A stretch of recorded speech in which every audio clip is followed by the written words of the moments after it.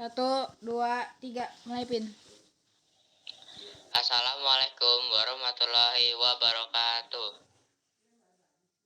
Selamat pagi semuanya, salam sejahtera untuk kita semua.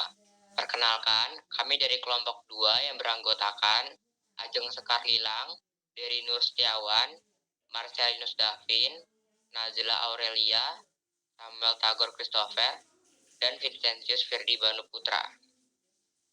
Pada kali ini kami akan mempresentasikan materi tentang perdagangan antar daerah atau antar pulau dan perdagangan internasional.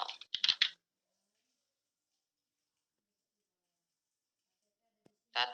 Perdagangan antar daerah atau antar pulau. Perdagangan atau perniagaan merupakan kegiatan tukar-menukar barang atau jasa berdasarkan kesepakatan bersama tanpa ada unsur pemaksaan. Perdagangan antar daerah atau antar pulau merupakan perdagangan yang dilakukan oleh penduduk atau lembaga suatu daerah atau pulau dengan penduduk atau lembaga suatu daerah atau pulau lain dalam suatu batas wilayah negara atas dasar kesepakatan bersama. Pada saat sekarang ini, perdagangan antar daerah atau antar pulau tidak lagi dengan cara tradisional. Walaupun masih ada beberapa wilayah yang masih mempertahankan cara tradisional, dengan bantuan alat komunikasi, jasa kirim, serta internet, jarak bukan lagi masalah. Tujuan adanya perdagangan antar pulau antara lain adalah sebagai berikut. 1. Memperoleh keuntungan. Tujuan utama dilakukan perdagangan antar pulau adalah untuk memperoleh keuntungan diperoleh dari selisih antara harga beli dengan harga jual. Jika barang diproduksi sendiri, maka keuntungan diperoleh dari selisih antara harga jual dan biaya produksi. 2. Memperluas jangkauan pasar. Jangkauan pasar yang dimaksud adalah jumlah konsumen yang mengonsumsi barang tersebut semakin banyak dan tersebar di berbagai daerah. Faktor pendorong perdagangan antar pulau atau antar daerah. 1. Perbedaan faktor produksi yang dimiliki. Yang kedua, perbedaan tingkat harga antar daerah. Manfaat perdagangan antar pulau atau antar daerah yaitu 1. Menyediakan alternatif alat pemuas kebutuhan bagi konsumen. 2. Meningkatkan produktivitas. 3. Memperluas kesempatan kerja bagi masyarakat.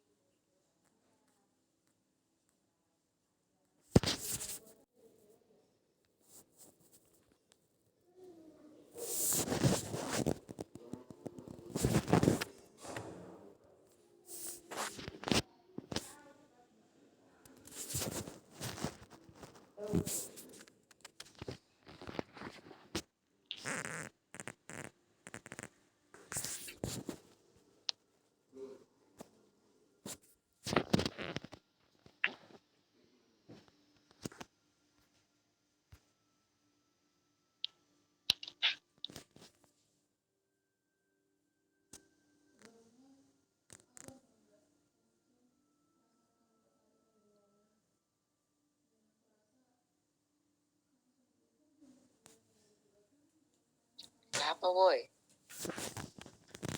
Udah masuk lagi error tadi. Ayo. Ulang. Enggak, lanjut dari slide gue.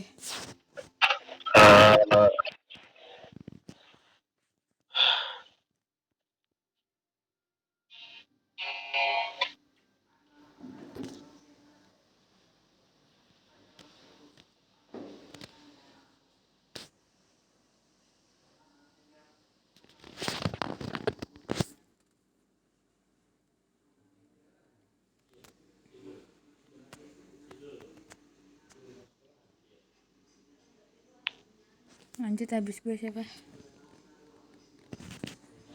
Kabar. Topper, Ya, baca 2 slide ya Topper. Perdagangan antar negara. Terjadinya aktivitas perdagangan antar negara akan menimbulkan aktivitas yang dinamakan ekspor dan impor. Perdagangan antar negara atau sering disebut perdagangan internasional merupakan aktivitas perdagangan yang dilakukan oleh masyarakat suatu negara dengan masyarakat lain atas dasar kesepakatan bersama.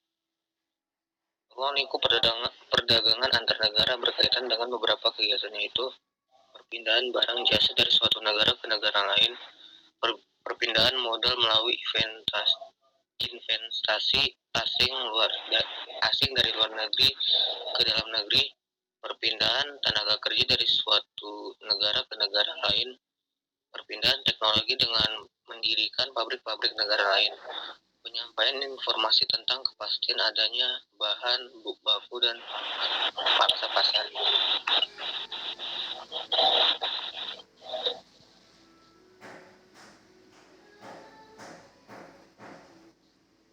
Aktivitas perdagangan antar negara terkait dengan dua aktivitas yang disebut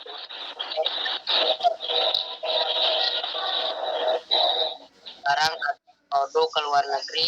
Ekspor dilakukan oleh seseorang atau badan pelaku ekspor ini disebut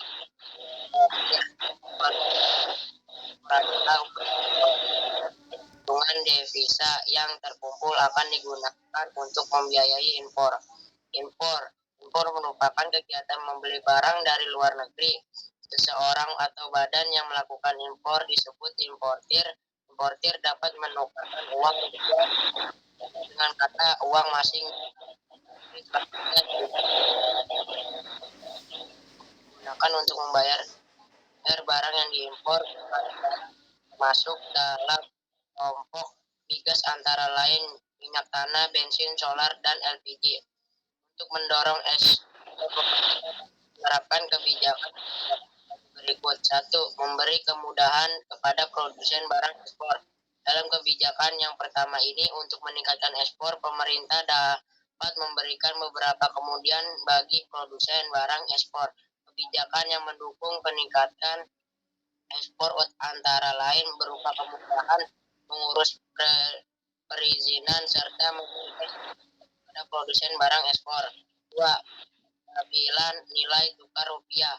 Stabilan nilai tukar rupiah sangat penting bagi eksportir karena nilai tukar keadaan ini akan mengurangi tingkat keraguan eksportir untuk melakukan ekspor pada produk mereka. 3. Membuat Perjanjian Dagang Internasional. Perjanjian ini mencakup kesediaan masing-masing negara untuk menjadi atau masing-masing negara memperoleh keuntungan.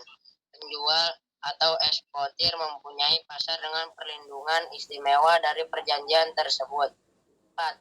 Meningkatkan promosi dalam rangka mengenalkan produk dalam negeri di pasaran internasional. Promosi menjadi hal yang sangat penting. Promosi dagang tersebut dilakukan oleh individu, lembaga swasta, maupun pemerintah. Contohnya kantor-kantor pusat promosi dagang Indonesia atau Indonesian Trade Promotion Centre yang mengusahakan agar produk-produk Indonesia dikenal di luar negeri.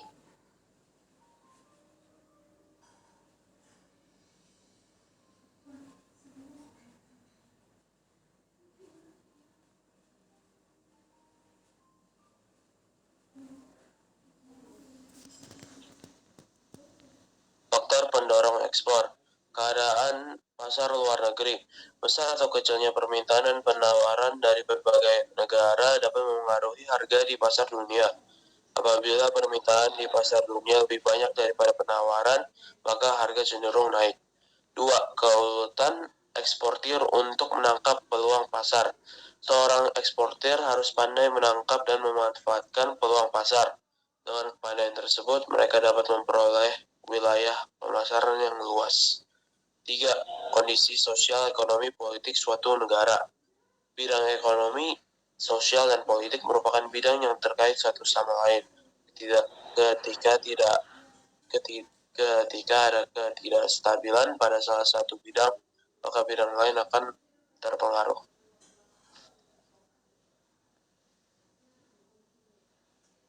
Manfaat perdagangan antar negara.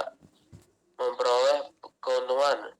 Manfaat dari perdagangan adalah memperoleh keuntungan.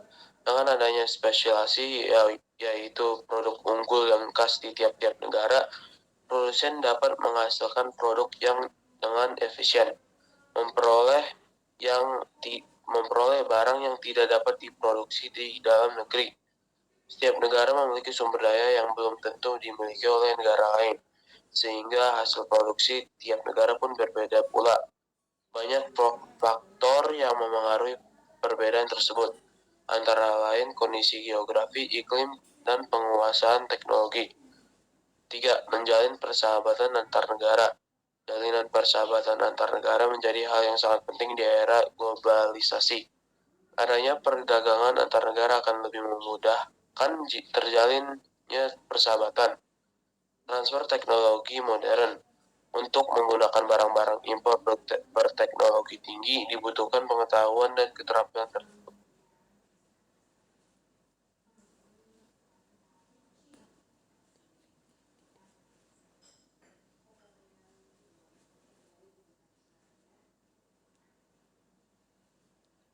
Faktor-faktor yang mendorong perdagangan antar negara. 1. Untuk memenuhi kebutuhan barang dan jasa dalam negeri.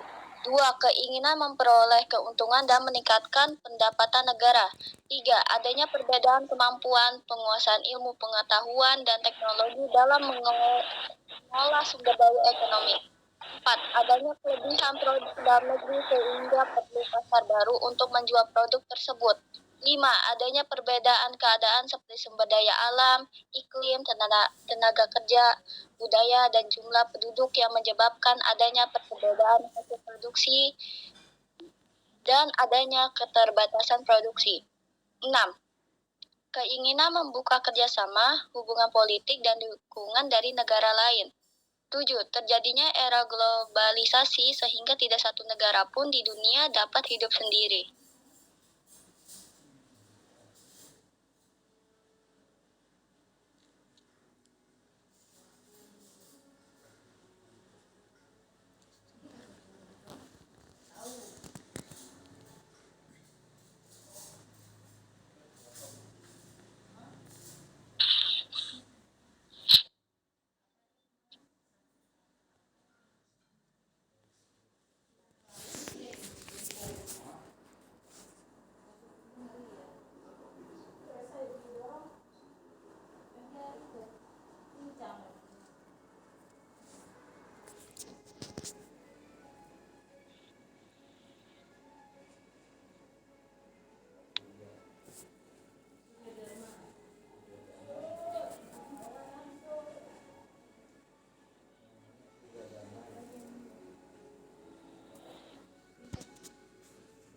Lanjut slide-nya, Pin. Enak. Perbedaan perdagangan antar pulau dengan perdagangan antar negara. 1. Peluang perdagangan yang lebih luas. Pada perdagangan antar negara, suatu negara dapat menjual barang atau jasa ke negara lain dan bisa membeli barang atau jasa dari negara lain. 2. Kedaulatan bangsa. Pada perdagangan antar negara, bangsa-bangsa dapat mengatur aliran barang atau jasa, tenaga kerja, dan keuangan. 3. Penggunaan kurs tukar. Dalam melakukan perdagangannya antar negara, negara-negara menggunakan kurs tukar yang berbeda-beda. Ini berbeda dengan perdagangan domestik yang hanya menggunakan satu kurs tukar.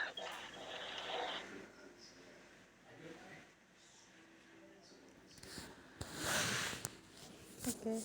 Thanks. Oke. Arigato. Udah ya.